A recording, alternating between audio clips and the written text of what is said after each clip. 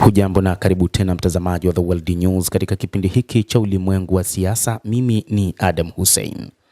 Huko nchini Burkina Faso inadaiwa kwamba baadhi ya wanajeshi walijipanga kutaka kumpindua na kumuua rais wa taifa hilo Ibrahim Traore.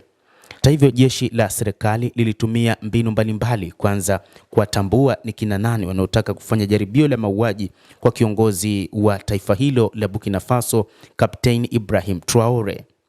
Njama ya kumuua kiongozi wa kijeshi wa Burkina Faso Kapteni Ibrahim Traore ikazuiliwa, limetangaza taifa hilo la Afrika ya Magharibi.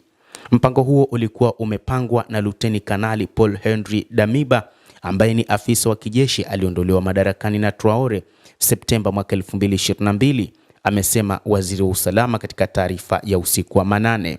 Waziri wa ulinzi amesema kwamba moja kati ya changamoto iliyopo sasa ni baadhi ya wanajeshi kutengeneza mazingira ya kutaka kuleta uasi, lakini jeshi la Burkina Faso lipo imara na kupitia Kapteni Ibrahim Traore wameweza kuhakikisha wanategua mitego hiyo kupitia shirika lao la kijasusi.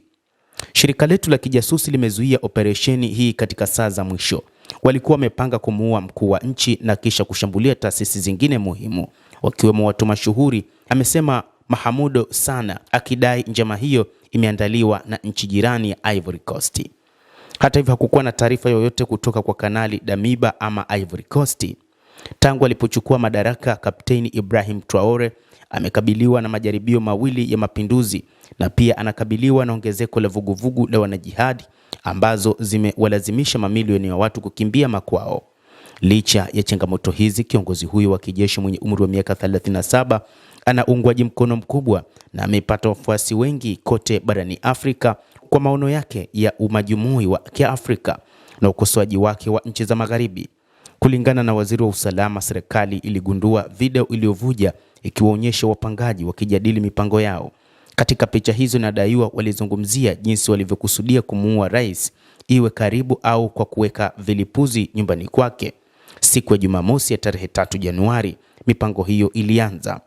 Baadaye inadaiwa walipanga kuwalenga maafisa wengine wakuu wa kijeshi pamoja na raia.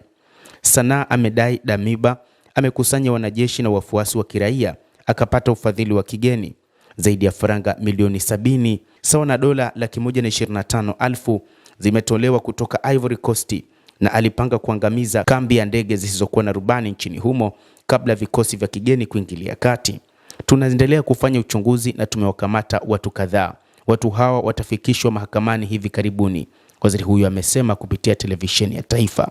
Haijulikani ni watu wangapi wamekamatwa hadi sasa. Kanali Damiba alihudumu kama kiongozi wa Burkina Faso kuanzia Januari hadi Septemba mwaka 2022 baada ya kunyakua madaraka kutoka kwa serikali iliyochaguliwa kiraia.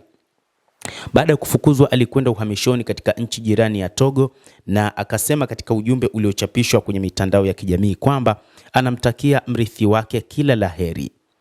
Mtazamaji wa The World News, hayo ndio tuliokuwa nayo. Ni mipango ya kutaka kumuua kiongozi wa Burkina Faso kupitia mapinduzi, ambapo jaribio hilo limeshindikana na kwamba Rais Ibrahim Traore hadi sasa bado anaendelea kuiongoza nchi hiyo. Mtazamaji, endelea kutufuatilia, lakini ni kusihi usisahau kulike, usisahau kucomment, kadhalika na kusubscribe channel yetu hii. Utakuwa ukipata habari hizi kwa mapana kupitia hapa The World News. Mimi ni Adam Hussein, endelea kuwa nasi wakati wote, endelea kutufuatilia uweze kuyajua mengi yanayojiri katika ulimwengu hapa The World News.